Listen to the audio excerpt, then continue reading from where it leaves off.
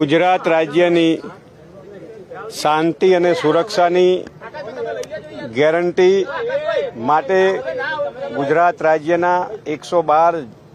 જનરક્ષક project અંતર્ગત આજરોજ ગુજરાત રાજ્યના યશસ્વી અને જુઝારૂ નાયબ મુખ્યમંત્રી અને ગૃહમંત્રી માનનીય હર્ષભાઈ સંઘવી સાહેબના વરદ હસ્તે 500 વાહનોનું ગુજરાત ગૃહ વિભાગને ગુજરાત પોલીસને 112 જનરક્ષક દળને એનાયત કરવામાં આવ્યા। આ શુભ પ્રસંગે ગુજરાતની